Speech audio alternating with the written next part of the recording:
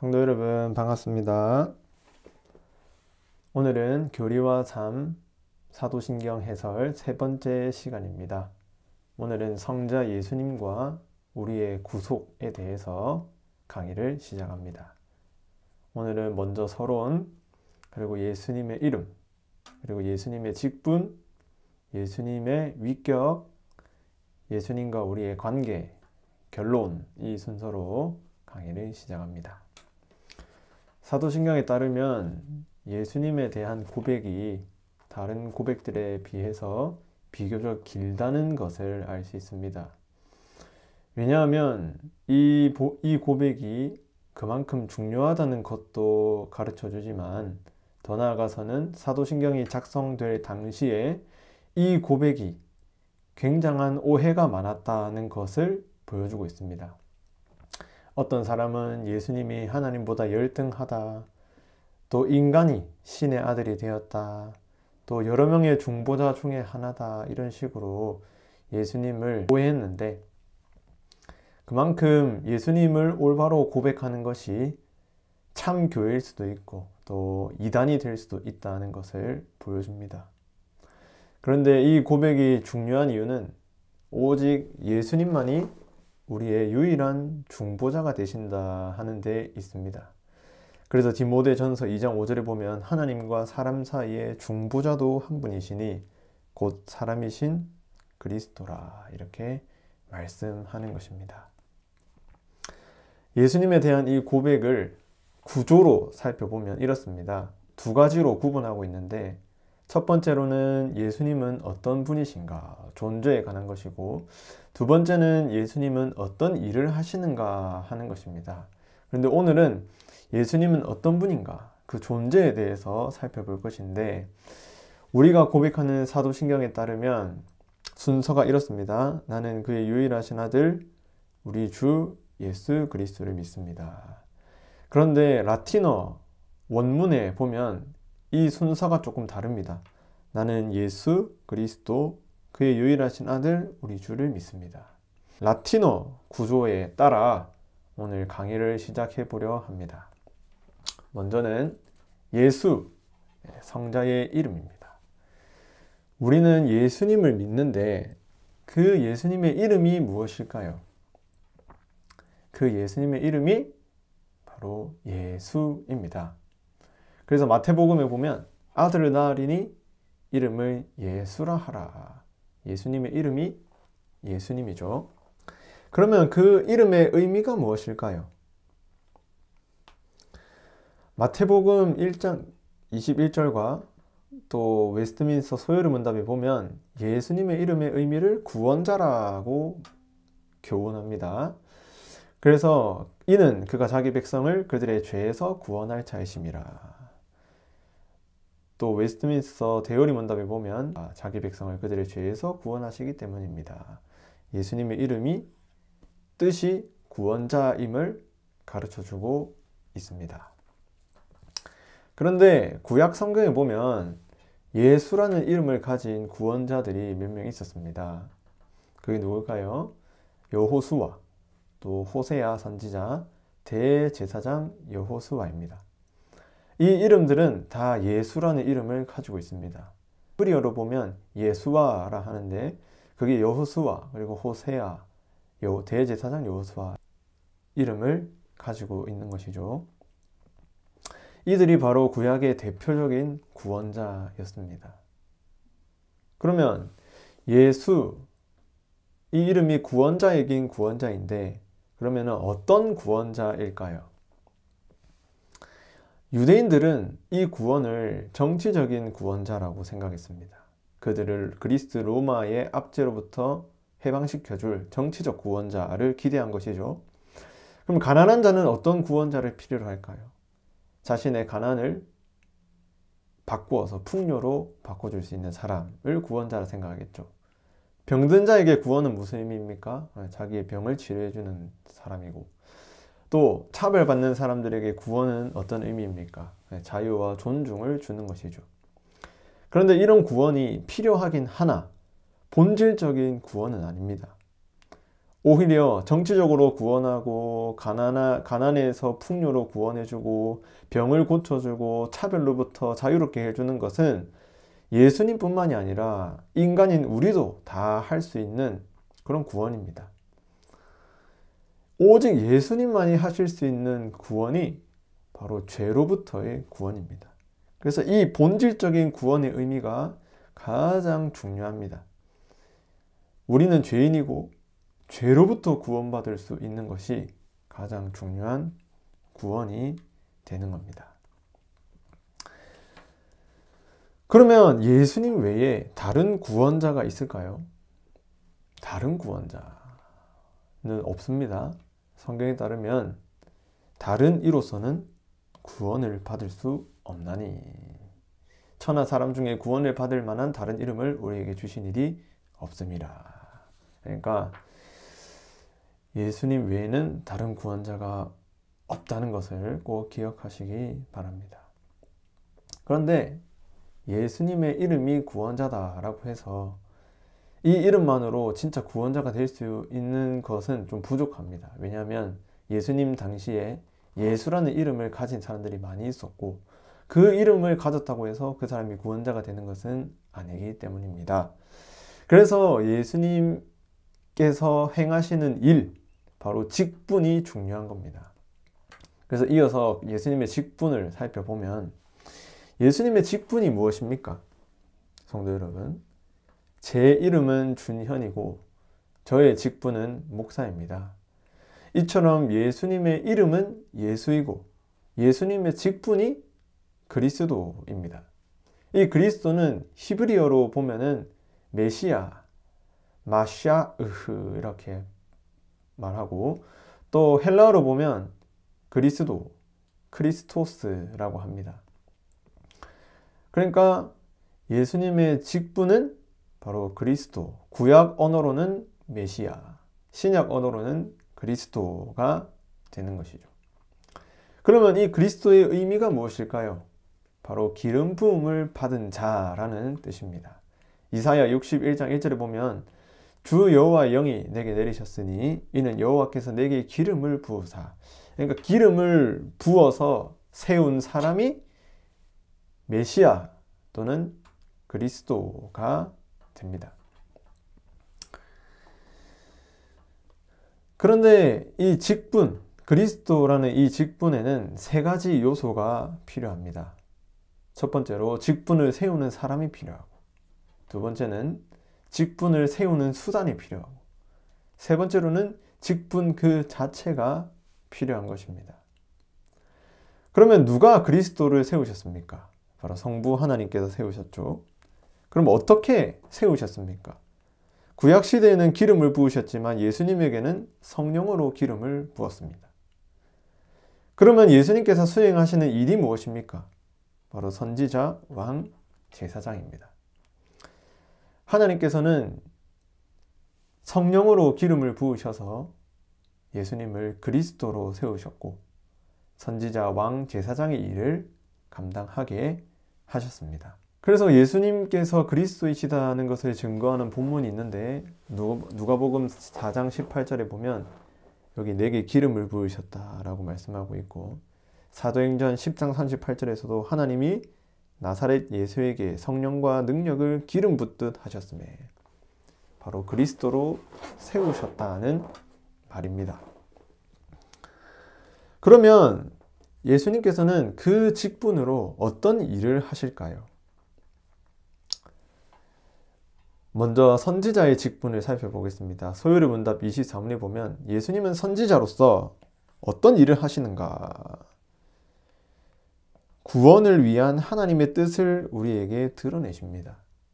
구약의 선지자가 하나님의 메시지를 전했듯이 예수님께서는 구원을 위한, 우리의 구원을 위한 하나님의 뜻을 우리에게 계시하고 드러내십니다. 그리고 예수님께서는 제사장으로서 어떤 일을 하십니까? 제사장으로서 단번에 자기 자신을 제물로 드리셨고, 또 우리를 위해서 끊임없이 간구하십니다. 구약의 제사장이 제물을 드리고 간구하는 역할을 했지요. 근데 그것을 예수님께서 완전한 제사장으로서 감당하십니다. 그리고 예수님께서는 왕으로서 어떤 일을 하실까요? 소위의 문답 26문에 보면 예수님께서는 왕으로서 우리를 그분께 복종하게 하시고 우리를 다스리고 보호하시며 모든 원수를 막고 이기신다, 이렇게 말씀합니다. 구약의 왕 다윗을 보십시오. 온 백성은 다윗에게 복종했습니다. 그리고 다윗은 이스라엘 백성들을 다스리고 보호했습니다. 적군이 쳐들어올 때 백성들을 지키고 보호했지요. 그리고 원수들이 쳐들어올 때 원수들로부터 백성들을 막을 뿐만 아니라 승리했습니다. 이 일을 예수님께서 감당하셨습니다. 그런데 우리가 예수님의 이 그리스도 직분과 관련해서 예수님께서는 선지자, 왕, 제사장, 이 세 가지 직분을 다 행하시는데 한 가지 직분만을 강조해서는 안 되겠습니다. 모든 것을 강조하는 것이 보편적 가르침입니다. 그러면 예수님께서는 왜 이 직분을 행하실까요? 어떤 목적을 가지고 이 직분을 행하시는가? 그것은 바로 죄인을 구원하기 위함입니다. 저와 성도님들을 구원하기 위해서 예수님은 그리스도의 직분을 수행하고 계십니다. 그런데 성도 여러분, 그리스도를 믿는 자들을 뭐라고 부릅니까? 성경에 따르면 그리스도인이라고 합니다. 우리가 왜 그리스도인입니까? 그리스도를 믿기 때문입니다. 그래서 사도행전 11장 26절에 보면 제자들이 안디옥에서 비로소 그리스도인이라 일컬음을 받게 되었더라, 이렇게 말씀합니다. 그러니까 예수님의 제자들, 그리스도의 제자들도 그리스도인이라 불리는 것이죠. 그러면 성도 여러분, 우리는 그리스도인으로서 어떤 삶을 살아야 합니까? 우리는 선지자로서 하나님의 구원의 복음을 온 세상에 드러내고 계시해야 합니다. 그리고 우리는 제사장으로서 불신자들과 하나님이 화해할 수 있도록 일종의 중보자 역할을 제사장, 중보자 역할을 감당해야 되고, 또 우리는 왕으로서 이 세상을 다스릴 뿐만 아니라 이 세상의 성경적인 가치관을 제시하고 적용시켜야 하고, 또 모든 원수들, 죄가 이 세상 사람들을 다스리고 지배하지 못하도록 막는 그런 역할을 감당해야 합니다. 이게 바로 그리스도인의 사명이자 의무가 됩니다. 예수님의 위격, 독생자이심을 살펴보겠습니다. 예수님이 하나님과 동등하시다는 것을 보여주는 고백이 바로 예수님이 하나님의 아들이시다 하는 겁니다. 다른 말로 하면 독생자이죠. 그래서 요한복음 1장 14절에 보면 말씀이 육신이 되어 우리 가운데 거하심에 우리가 그의 영광을 보니 아버지의 독생자의 영광이요 은혜와 진리가 충만하더라. 예수님은 아버지의 독생자라고 합니다. 그러면 독생자의 의미가 무엇입니까? 하나님의 유일하신 아들이라는 뜻입니다. 예수님 당시는 그리스 로마의 배경이었고 그 당시에 그리스 로마 신화가 유행했습니다. 그런데 거기에 보면 제우스라는 신의 아들들은 굉장히 많습니다. 예수님은 신들의 아들 중 한 명이 아니라 하나님의 유일하신 아들입니다. 그런데 이 아들이라는 표현은 하나님과 동등되시고 하나님과 동일하신 분이심을 가르쳐주고 보여주고 있습니다. 그래서 웨스트민스터 신앙고백서 2장 3항에서도 성자께서는 성부로 말미암아 영원히 나신 바 되었고, 요한복음 1장 18절에도 아버지 품속에 있는 독생하신 하나님이 나타났다, 이렇게 말씀하고 있죠. 그러니까 이렇게 예수님께서는 하나님의 유일하신 아들로서 하나님과 동등되신 분이심을 성경이 교훈하고 있습니다. 그러면 우리도 하나님의 아들이지 않습니까? 그런데 왜 예수님을 독생자라고 부를까요? 그 이유는 오직 예수님만이 본질적으로 하나님의 아들이십니다. 우리는 예수님으로 말미암아 하나님의 은혜로 입양된 자녀입니다. 그러니까 영원한 아들 예수님, 입양된 자녀 우리, 이런 차이가 있는 것이죠. 그러니까 오직 예수님만이 하나님의 아들이시고 우리는 믿음으로 예수님과 연합되었기 때문에 입양된 자녀입니다. 이런 점에서 예수님과 우리는 조금 차이가 있습니다. 하나님께서 왜 우리에게 독생자를 보내셨을까요? 왜 하나님의 유일하신 아들을 세상에 보내셨을까요? 그것은 바로 우리에게 영생을 주기 위함입니다. 하나님이 세상을 이처럼 사랑하사 독생자를 주셨으니 이는 그를 믿는 자마다 멸망치 않고 영생을 얻게 하려 하심이라. 우리에게 영생을 주기 위해 하나님은 자신의 유일한 아들을 보내셨습니다. 그래서 우리에게 독생자를 보내주신 그 주님께 감사하는 성도님들 되시길 축복합니다. 매 사도신경을 고백할 때마다 우리에게 독생자를 주신 하나님의 은혜를 기억하며 많은 유익을 얻으시길 축복합니다. 그리고 주님, 예수님과 우리는 어떤 관계에 있는가에 대해서 살펴보겠습니다.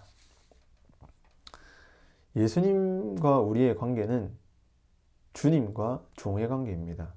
예수님은 우리의 주님이시죠. 제가 목사이고 성도 여러분은 성도입니다. 그러니까 저와 성도님들의 관계죠. 이처럼 예수님과 우리의 관계는 종과 주인입니다. 물론 현대사회에서 민주주의이기 때문에 주인이 없지만 주인이라는 표현은 어떤 존칭, 하나의 존칭이 아니라 우리의 모든 것의 주님이 바로 예수님이시다 하는 것을 보여줍니다. 그래서 어떤 주님인가? 예수님은 우리 삶의 모든 것의 주님이 되십니다. 단순한 존칭이라기보다는 우리의 삶을 전적으로 의존해야 될 분, 그리고 우리를 소유하신 분이 예수님이 되는 것이죠. 그러면 예수님께서는 어떻게 저와 성도님들의 주님이 되셨을까요? 그것은 바로 구속이라는 개념입니다. 성경에서는 속량이라고도 하고 구속이라고도 말씀하는데, 이 구속이라는 것은 그리스 로마 사회의 노예 제도를 잘 이해해야 됩니다. 그 노예를 소유하기 위해서는 그 노예에게 지정되어 있는 값을 지불하고 그 노예를 소유할 수 있습니다. 마찬가지로 예수님께서는 자신의 피값으로 우리를 사셔서 우리를 소유 삼으시고 우리의 주인이 되셨습니다. 예수님의 피로 우리를 사셨기 때문에 주님이 우리의 주님이시요 우리는 주님의 종이 된 것이죠. 주님께서 우리를 사셨기 때문에 이제 우리는 주님의 소유입니다.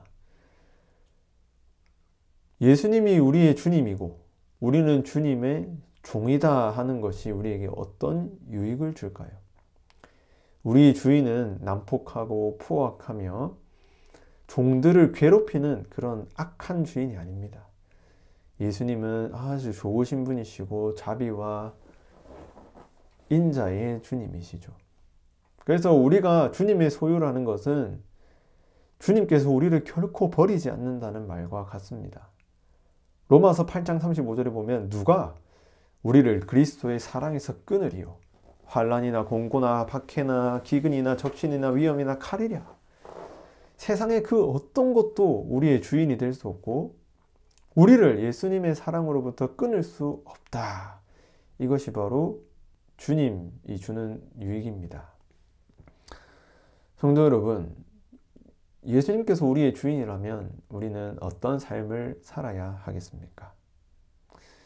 예수님께서 우리의 몸의 주인, 영혼의 주인이시라면 우리의 삶의 목적은 전적으로 주님의 영광을 위해서 살아야 합니다. 그래서 우리의 모든 삶의 목적이 예수 그리스도가 되고 예수님의 영광을 위해서 살고 예수님의 종으로서 살아가야 하는 것이죠. 그래서 사도 바울은 종종 나는 그리스도의 종이다 라고 많이 고백을 했습니다. 이처럼 우리는 전적으로 예수님을 의지하고 의존하며 살아가야 할 책임이 있습니다. 성도 여러분, 이제 결론입니다. 우리는 매주마다 예수님의 존재를 고백합니다. 나는 그의 유일하신 아들, 우리 주 예수 그리스도를 믿습니다. 그때마다 우리는 예수님이 어떤 분이신가를 기억해야 합니다. 예수님이 어떤 분이십니까? 예수, 우리의 구원자, 죄로부터 구원하는 구원자가 되시고, 그리스도, 우리를 위해서 그리스도의 직분을 행하시고, 그리고 그 예수님은 하나님의 아들이시고 우리와의 관계에서 우리의 주인이 되셨습니다. 그래서 사도신경을 고백할 때마다 무의미하게 그것을 암기하고 암송하기보다는 우리가 이 각각에 담겨있는 의미들을 기억하면서 고백하고 또 신앙에 많은 유익을 얻으시길 간절히 축복합니다. 오늘도 열심히 참여해 주셔서 감사드립니다. 그리고 다음 주는 예수님의 사역에 대해서 살펴보겠습니다. 오늘은 예수님의 존재, 다음 주에는 예수님의 사역들에 대해서 강의를 진행하겠습니다. 오늘도 열심히 참여해 주셔서 감사드립니다. 감사합니다.